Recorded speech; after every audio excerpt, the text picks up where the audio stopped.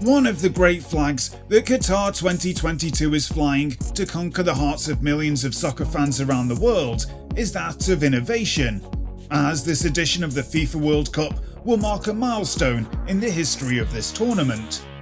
More than just being energy efficient, the stadiums are a true pleasure to see. They incorporate modern design with the traditional culture of the region to create a great environment for World Cup fans of all nations and to support unity and tolerance, the true meaning of the World Cup. With many believing that choosing Qatar as a host nation was the wrong choice by FIFA, I think we should have a look at some of the revolutionary stadiums to be built by Qatar, which could have a great impact on not just the future of football, but sports stadiums and venues all around the world. All of the World Cup 2022 stadiums have their own bit of flair too, and we are pretty excited to share this information with you. So without further ado, let's get started with stadium number 1. Alcor, Albate Stadium. Albate is a notable venue among the World Cup 2022 stadiums. This is the stadium that will host the World Cup opening ceremony, for which the stadium is expected to be absolutely packed out, with 60,000 people in attendance. In previous World Cup events, the opening ceremony is generally pretty spectacular, and we expect that this one will be no different. There are a few unique design elements to this one. For starters, this is classified as a green stadium, meaning that it is friendly to the environment, especially compared to other stadiums around the world. To add to this, the design appears to follow a somewhat seashell appearance, which makes it rather unique too. Of course, we expected that many of the World Cup 2022 grounds would have some interesting designs, and we must say, we actually like this one.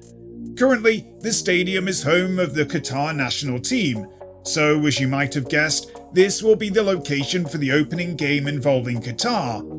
But it's not just the opening game that this stadium will host, as the stadium will actually have 5 group matches played there, along with several knockout games, including the semi-final. Sure enough, we expect there to be plenty of entertainment taking place between those walls, and with 60,000 fans, we expect the volume to be pretty impressive too. Lusail Stadium. If you thought that the 60,000 capacity was impressive at the Albate Stadium, you'll be more impressed with the 80,000 that Lusail Stadium can hold. Out of all of the Qatar 2022 stadiums, this one is actually the largest in terms of the overall capacity. This in itself is certainly a huge feat for the designers, but there is more too. When looking from the outside, the Lusail Stadium reflects the sunlight with shimmering gold, and the oval shape of the stadium with differing heights around the circumference is equally as stunning. If that wasn't enough, the whole stadium is engulfed by a circle of water, which makes the stadium shine even more. This stadium is also purpose-built for the unlikely event of bad weather, as the roof is retractable should this be necessary. To highlight the sheer size of this construction project, the development started in April of 2017. And on that note, out of all of the World Cup 2022 grounds, we must admit that this is one of the best from an aesthetic standpoint. Awakra, Al-Janub Stadium. Al-Janub is a World Cup 2022 stadium that will equally host several matches. The arena was opened in 2019 and features 40,000 seats. Once again, the architects behind this one have done an unreal job. When looking from above, the Al-Janub Stadium looks more like a sailboat rather than a football stadium, as the external features are smooth and they follow a very slick design. And out of the other stadiums that will be used during the World Cup, this one was completed super early. It has now been standing there since May 2019 in all its glory. In terms of the designers, this one was masterminded by an Iraqi-British architect by the name of Zaha Hadid. Of course, once these designs were drawn up, the responsibility fell on the construction company themselves, Alcor, When looking at photos of this stadium, one cannot deny that they have done a simply exceptional job of building the stadium to be as beautiful as possible. We also expect that the stadium will be all the more impressive once it is lit up at night and full of fans. But we will all have to wait for the privilege of witnessing this. Al Rayyan, Khalifa International Stadium. This is actually one of 3 Qatar stadiums that have been built in the Al Rayyan region, but believe it or not, the stadium has been around since the 1970s. Then again, as you'd expect, this one received a major overhaul for the upcoming event, with major changes being made back in 2017. It is actually the very first stadium in the world to be awarded 4 stars from GSAS. This in itself is rather considerable, and it definitely makes it one of the better World Cup 2022 grounds to take note of. As a critical part of the World Cup 2022 stadiums, Khalifa International Stadium is ready and set to host the 2022 FIFA World Cup in Qatar. It is another 40,000 capacity World Cup stadium that will host 5 group stage games this November. As it happens, this stadium is no stranger to high-end football action, as it has previously been the host of tournaments such as the 2011 Pan-Arab Games. And now, the stadium will once again host high-end action in the form of 7 different World Cup games. Either way, we expect there to be an awesome atmosphere there. And even if you can't attend, you'll still get to see this stadium in all its glory on TV. Al Rayyan Stadium. This is the one and only stadium that will be made available in Al Rayyan Stadium for the World Cup. And this isn't all that makes it unique. For starters, the previous Ahmad bin Ali Stadium has been demolished to pave the way for this new one, with over 90% of the rubble from this demolition expected to be used to build the new one. Talk about utilising resources. Following this demolition job, it would be fair to say that the stadium has seen some rather extravagant improvements. When you see the stadium today, it has a solid metal casing around the entire venue. Not to mention that the capacity has been doubled to now support more than 40,000 spectators. With that said, we don't feel that this one has received quite the same injection of cash as some of the other ones, which is probably why the rubble of the previous stadium is being reused. However, there is still no denying that this stadium is pleasant to look at, especially from inside the grounds where there are a ton of lights and great seating facilities. Doha, Ras Abu Aboud. Of the various World Cup 2022 grounds discussed here, the Ras Abu Aboud Stadium, also known as Stadium 974, is definitely one of the more ambitious ones. Believe it or not, this stadium is supposedly being built entirely from recycled shipping containers, which somewhat keeps in line with the theme of Qatar making all stadiums as green as possible. Of course, this is no small task, but to make things more impressive at Ras Abu Aboud, the stadium is expected to support 40,000 spectators, despite the fact that there are no continuation plans for the stadium beyond the 2022 event. It will be an important part of the Qatar World Cup 2022 stadiums. A unique feature of Stadium 974 is that it is made of shipping containers. However, it is the first ever fully demountable stadium in the history of World Cups. Yes, Stadium 974 is a fully demountable stadium. The stadium has been constructed using shipping containers and modular steel frames. The design of the stadium makes it visually appealing, while also ensuring cost effectiveness, given that fewer materials were used compared to a traditional stadium. Then again, this might change in the future, but for now, these are the plans and ambitions for the stadium. Of course, this one, like the others, will host a range of group games combined with one knockout game, so there will be plenty of football going down at this venue.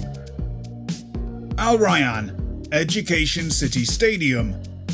The third stadium from Al Rayyan is the Education City Stadium, which has already been finished as of June last year. Sure enough, this one was built in record time, especially since there were plans to use the stadium for other competitions before the World Cup started. Just like all of the other World Cup 2022 stadiums, this was a multi-million-dollar project. But when looking at the photos, it would be fair to say that the ultimate outcome reflects the price tag. This stadium is simply breathtaking, and it screams all of the glitz and glamour that Qatar has become famous for over the years.